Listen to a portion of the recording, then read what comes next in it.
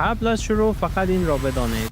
برخی از رازهایی که من حالا می خواهید بشنوید سالهاست پشت درهای فولادی و در دست دولت‌هایی بودند که وجودش را قسم خوردند انکار کنند. آنچه قرار است ببینید فقط راز نظامی نیست. اینها چیزهایی هستند که می توانستند جهان امروز را نابود کنند. اگر آسان می ترسی این ویدیو برای تو نیست. و اما اگر آماده یکی از تاریک‌ترین بخش‌های تاریخ را ببینی پس بیا با هم شروع می‌کنیم. پروژه پرنده‌های انفجاری در اوج جنگ جهانی پروژه ساخته شد که حتی دانشمندانش هم باور نداشتند. پرنده‌هایی که بمب حمل می‌کردند قرار بود روی هدف فرود بیایند و منفجر شوند. اما در اولین تست همه پرنده‌ها راه را گم کردند و برگشتند سمت پایگاه خودی و در همان لحظه پروژه برای همیشه محرمانه شد. زیردریایی‌های نامرئی دولت‌ها تلاش کردند زیردریایی‌هایی بسازند که برای رادار کاملا نامرئی باشند. اولین نمونه ساخته شد، وارد اقیانوس شد و بعد از 2 دقیقه روی رادار محو شد. نه به دلیل موفقیت پروژه، بلکه چون برای همیشه ناپدید شد. تا امروز هیچ کس نمی‌داند کجا رفت. پروژه ردیابی افکار در دوران جنگ سرد یکی از دولت‌ها روی پروژه کار می‌کرد که هدفش ردیابی امواج مغزی سربازان دشمن بود.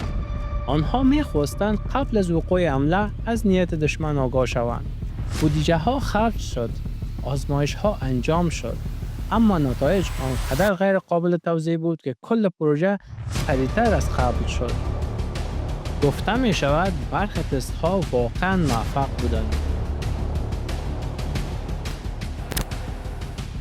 سربازان سایبورگ بسیاری فکر میکنند سربازان سایبورگ فقط در فیلم ها وجود دارند، اما حقیقت این است که نسل اول آنها در سال 1998 تست شد. سربازان با اسکلت آهنی دارای توانی حمل وزن 5 برابر بیشتر، ولی بعد از چند تست کنترل آنها مشکل ساز شد و پروژه فوراً تحت عنوان غیر قابل کنترل بسته شد. آزمایش هسته‌ای گم شده، آزمایشی که هیچ کس از آن خبر نداشت تا زمانی که سالها بعد مردم یک منطقه دچار بیماری‌های مرموز شدند. وقتی راز برای اولین بار فاش شد، دنیا فهمید این آزمایش میتوانست نصف یک قاره را نابود کند. سلاح صدای آسمانی، سلاحی که قرار بود ارتش دشمن را با صداهای آسمانی فلج کند. در اولین تست صدای تولید شد که سربازان خودی را هم وحشت زده کرد. برخی حتی فرار کردند و فقط همین باعث شد پروژه فوراً بسته شود. کنترل آب و هوا. بله، ارتش‌ها تلاش کردند طوفان بسازند.